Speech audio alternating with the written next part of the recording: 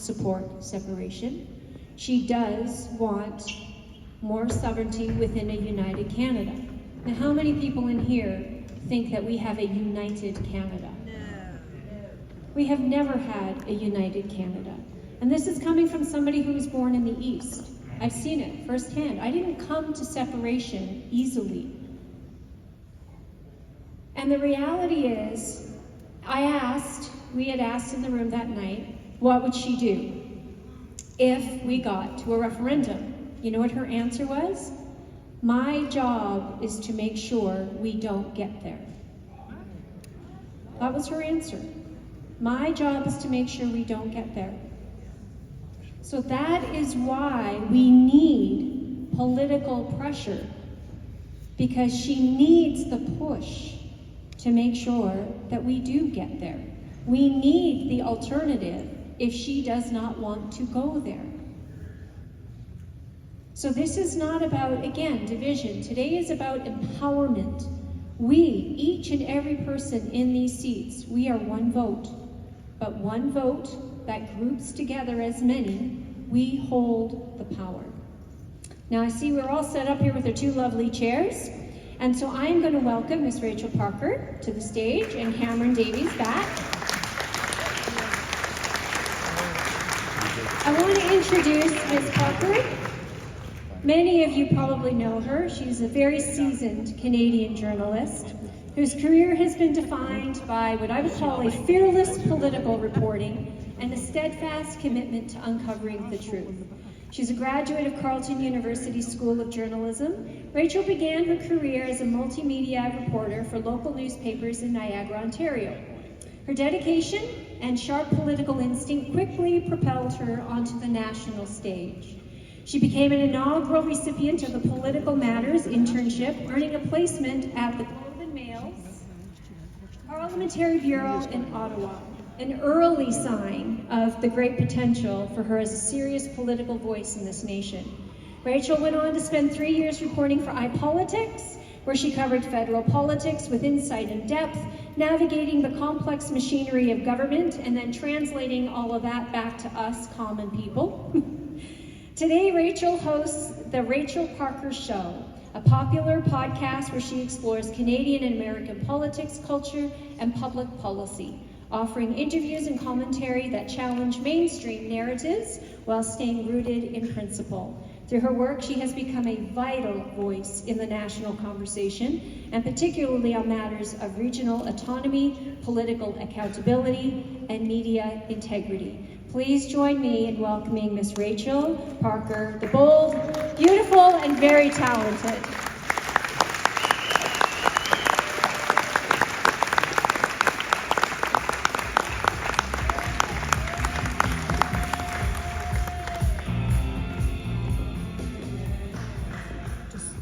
Test that this is working. Can you guys hear me? Okay. So, unlike as often happens at these events, Cam actually did not get these questions in advance. I tried. Hopefully we can stump him on a few of them. But I guess this means that anything is up for conversation for me. You've already touched on some of the difficult things, but I want to press you on it a little bit further. I think the most common criticism that I've seen circulating online about the Alberta Republicans is the vote splitting. That is why a lot of Conservatives who are in favor of separation, who support the APP, are kind of sitting on the sidelines with the Alberta Republicans right now. And I know you said that in the past this has actually only impacted 2 seats, but that's still 2 seats. So I'm wondering, if you are looking at the polls headed into a by-election or headed into a general election, and you're seeing that, support for the Alberta Republicans and the UCP could actually cause the Alberta NDP to win a vote. Would you not run a candidate there? How are you going to actually approach elections? Well, in the case of the by-elections we have in front of us, 2 are clearly NDP. I was door knocking recently in Edmonton, Strathcona. It's like the heart of Mordor. You get chased down the road by individuals that believe that socialism, they wake up in the morning reading Karl Marx or something. And so that riding in particular, there is absolutely no risk of vote splitting. In Old Disbury Three Hills, you have two options. You have Republican conservatism, or you have conservatism that waves the blue flag and doesn't act like conservatives. That's your choice in Old Disbury Three Hills. In the next election, though, prior to the next election, the Alberta Republicans will be the first to the table to discuss in good faith with the UCP on a riding-by-riding basis to make sure that not only do the NDP win less seats and to make sure that we get an actual conservative elected, but to make sure the NDP are the smallest minority of seats in the legislature.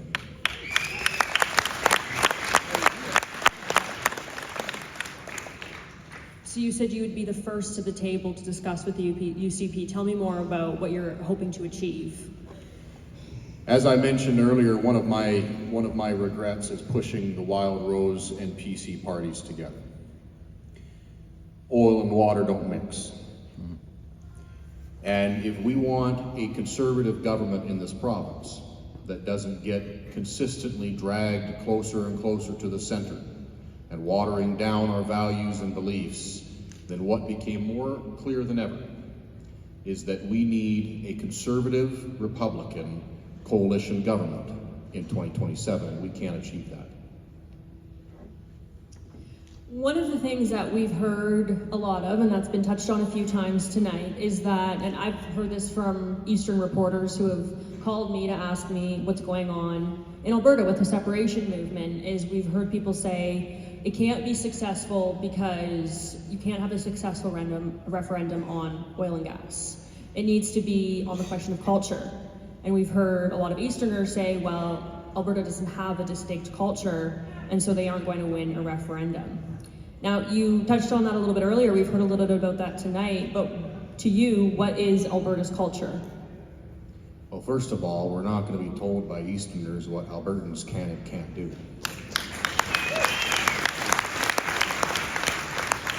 We hear a lot of the you can't, you can't, you can't. Well, my mom always said growing up, can't do anything.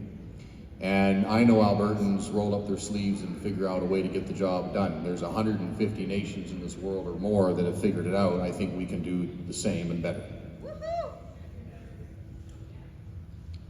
You know, when it comes to culture, in 1905, a quarter of Albertans were first generation from south of the border. Another quarter were first generation Eastern Europeans who had moved to the West in search of a better life. The other majority of Albertans were those who had embraced the risk, left the safety of the shops and cafes of Toronto and downtown Montreal, embraced the risks, the cold weather, the harsh climate, to forge a new future and a brighter future for them and their families. Alberta is a unique culture. Our culture isn't what we do for a living, it's what we are willing to do and sacrifice for our families to forge a brighter future. That is our culture. I want to ask you about one more criticism that I've seen circulating, which is your dual citizenship. As you mentioned, you're a dual American-Canadian citizen, and some people think this is a bad thing, as you are the party leader of the Alberta Republicans. What's your response to that? You know, in 1905, a quarter of the population was also dual citizens. Many of you in this room are descendants of those who moved north of the border. That's okay. I won't hold that against you. This movement is going to take Albertans. I am an Alberta nationalist. I believe that Alberta needs to be a sovereign, independent nation. And it doesn't matter if you're 10th generation Albertan or first generation Albertan. If you believe in freedom and values and an independent Alberta Republic, then we want you on board. I'll stand shoulder to shoulder with you, and I'll fight every inch of the way until we get there.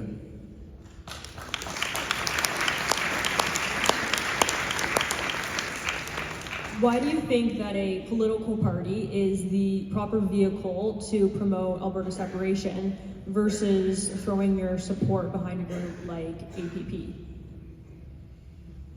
We've seen previous efforts on all sides, and what's become more clear than ever is putting all of our eggs into one basket isn't the best way to go.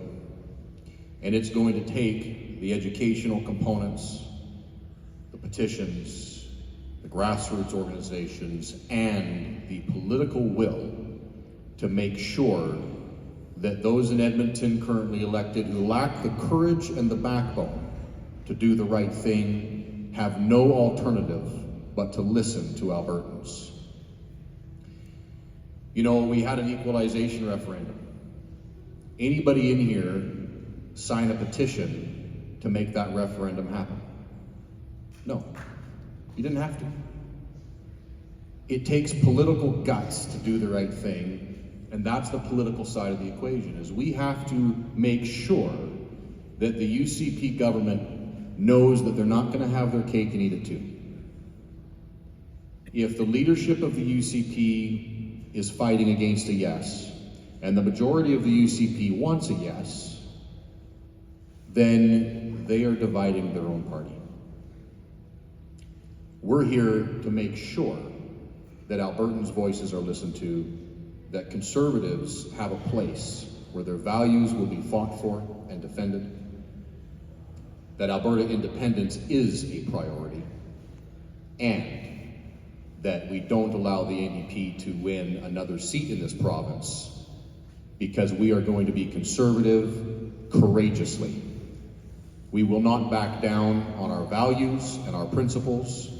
We will not water them down in favor of a vote in downtown Edmonton or downtown Calgary, because it doesn't work.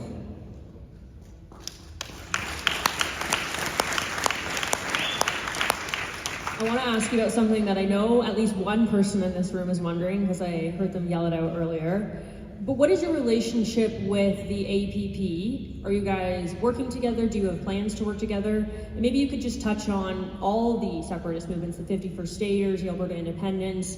Are you guys working together? And do you think it's important that you do?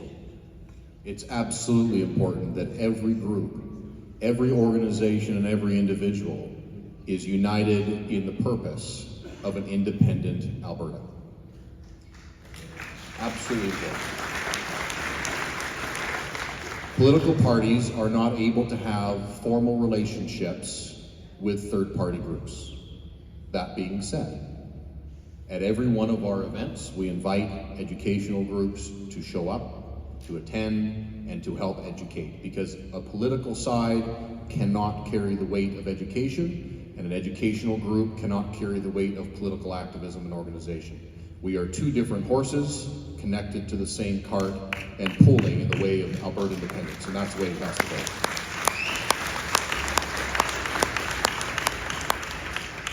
I want to talk to you a little bit about the petition for a referendum. So there's been a lot of questions about when is the right time to have a referendum.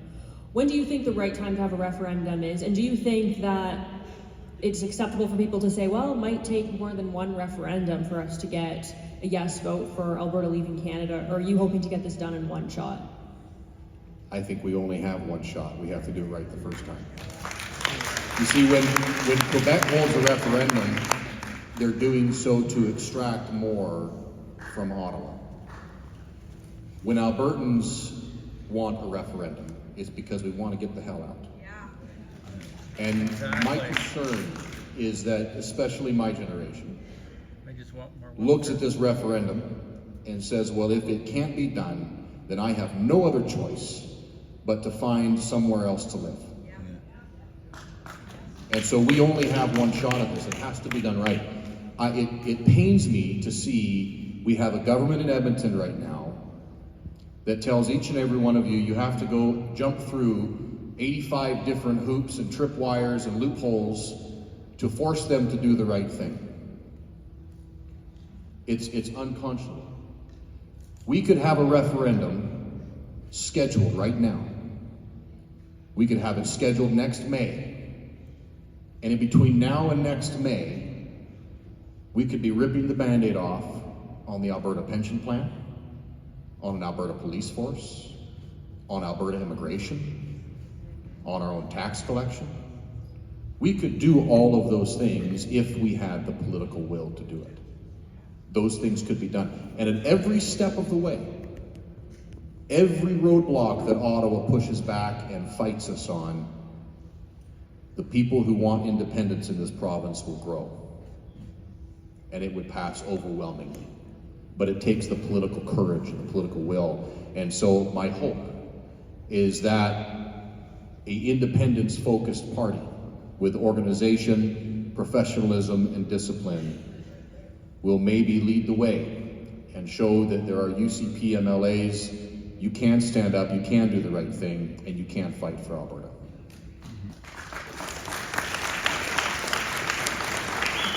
Just my last question for you here before we open up the floor to the questions to the floor in the room. APP has filed a referendum petition application. Do you think that this was the right time? I'm not involved in the particulars of the timing. I'll leave that up to the lawyers that are involved on that. I do know the NDP or their surrogates have begun to file their own various petitions and throw roadblocks in the way. But again, we're in a situation now by the creation of our own conservative government.